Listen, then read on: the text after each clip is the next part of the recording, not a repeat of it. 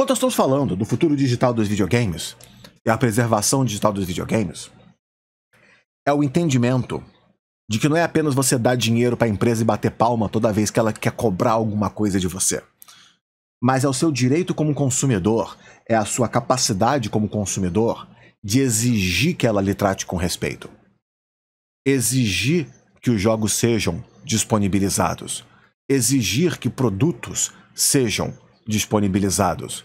Para que você tenha a opção de compra a um preço justo, de uma forma conveniente, de um jeito fácil e simples. Eu vou lhe dar um exemplo que é bem ímpar, porque é um exemplo que possivelmente não vai se aplicar a 90% das pessoas que nos acompanham. E eu entendo isso perfeitamente, eu não digo que é uma coisa necessariamente negativa. No Nintendo Switch, existe um jogo chamado Dragon Ball Heroes World Mission. Dragon Ball Heroes World Mission é um jogo de card, é um card game de arcade de Dragon Ball. É o jogo de arcade japonês de cartinhas de Dragon Ball que você pode jogar no Nintendo Switch e é literalmente isso, é a versão arcade do jogo convertida para console. Por que eu tô falando sobre isso? Esse jogo tem gacha e microtransações? Não, na verdade ele é um excelente jogo portátil, porque ele literalmente pegou todo o jogo do arcade, 100% do conteúdo do arcade, traduziu para um jogo de console e apenas te vendeu. Você paga por ele e você tem 100% do conteúdo do jogo dentro de uma única compra. O único DLC que existe para esse jogo são músicas de Dragon Ball. Você pode comprar um pacote de DLC de músicas de Dragon Ball, que são as músicas do anime. Se você se importa com isso, se isso é importante para você. E esse é um DLC que faz sentido, porque existe licenciamento por trás das músicas. Tem bandas, tem artistas que você tem que pagar a mais para poder ter direito de usar aquelas músicas. Na verdade, esse é um exemplo muito saudável de DLC. Porque significa que quando a licença para aquelas músicas expirar, vencer, eu não preciso renovar ela para continuar vendendo o jogo. Eu posso apenas vender o jogo. Eu só não vendo mais a música. Então eu consigo separar. Se for importante para você ter as músicas do anime, tem um pagamento extra que você pode fazer por fora para adquirir essas músicas. Se não for interessante para você, você pode apenas comprar o jogo completo com uma única transação, uma única compra, um único pagamento e ele é seu. E se por acaso daqui a 5 anos a Nintendo lançar um Switch 2 e ela quiser remasterizar o jogo, ela pode apenas pegar o jogo, remasterizar e lançar. Ela não precisa pagar de novo as bandas ou renegociar de novo com as bandas. E se uma das bandas chegar e falar, não queremos mais a nossa música nesse jogo, o jogo não fica preso. A Nintendo não tem que extrair as músicas do jogo e refazer ele de alguma forma só para relançar ele. Então é um tipo de DLC que é legitimamente saudável para um produto como esse. Mas por que a gente está falando sobre ele aqui? Porque se você for agora na loja online da Nintendo, do Nintendo Switch no Brasil, que existe, né? Você pode comprar jogos do Nintendo Switch numa loja brasileira do jogo, online. E se você procurar por esse jogo, ele não está lá. Esse jogo não existe na loja brasileira do Nintendo Switch.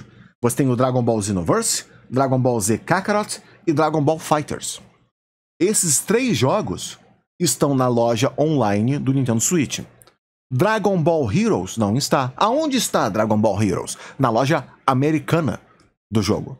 Você tem que ter uma conta da loja da Nintendo americana, comprar o jogo em dólar para ter acesso a ele. Mas o que você tem de mais? O jogo está em português.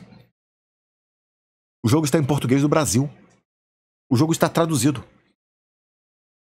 Inteiro. E a tradução é boa. Não é apenas uma tradução de Google Translator, é literalmente uma tradução e adaptação adequada de Dragon Ball Heroes. E está disponível na loja da Nintendo americana. Eu comprei o jogo por $8 numa promoção.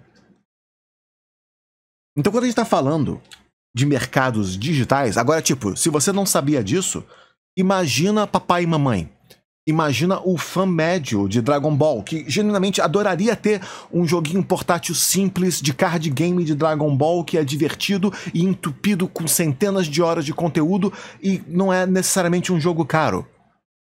Mas se você não sabe que você tem que fazer uma conta americana do Nintendo Switch e pagar com cartão internacional para comprar o jogo em dólar, você não tem direito a comprar esse jogo, que é um jogo que está em português do Brasil.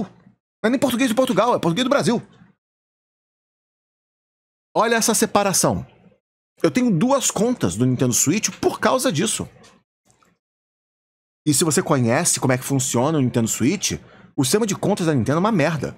Porque se o meu Nintendo Switch quebrar e eu botar uma nova conta nele, essas contas ainda ficam separadas. Tipo, eu não tenho como apenas logar na minha conta num outro aparelho de um amigo e baixar os jogos lá e sair jogando.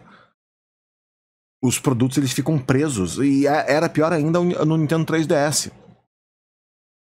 Sabe? Os mercados, eles são fragmentados. E aí você pode estar pensando, pô, mas então é só você comprar o jogo em mídia física e sair utilizando, né? Não existe mídia física desse jogo. Ele é um jogo exclusivamente digital. Você consegue comprar, inclusive, esse mesmo jogo, ele está disponível na Steam. Para PCs. E não é relativamente um jogo caro de se adquirir.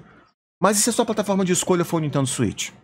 Por que esse jogo brasileiro, em português do Brasil, não está disponível na loja brasileira da Nintendo no Brasil? A separação de mercados digitais, ela causa problemas, ela causa dificuldades.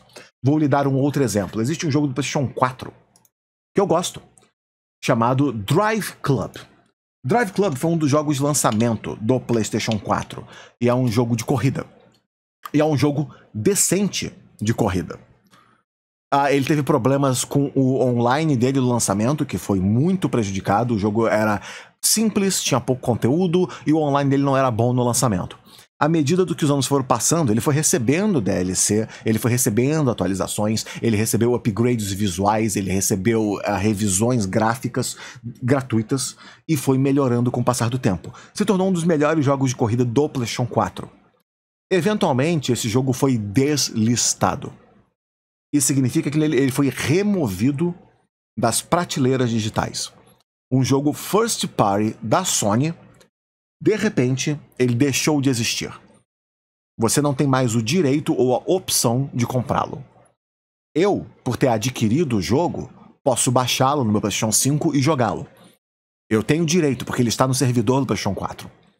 Eu posso baixar esse jogo a hora que eu quiser, porque eu comprei. Eu comprei todos os DLCs dele, eu gosto do jogo. Agora, se você desejar hoje, pô, esse jogo de corrida que o Araújo está falando, ele parece interessante, eu gostaria de conhecê-lo. Eu vou procurar uma mídia física desse jogo, comprar e baixá-lo. Você vai comprar o jogo, botar o disco no aparelho, e você vai jogar a pior versão desse jogo. Porque muitas das atualizações e DLCs não estão mais disponíveis. Foi deslistado, foi removido da loja. Não tem mais update. Não tem mais atualização. Não existe mais no servidor. O conteúdo não existe.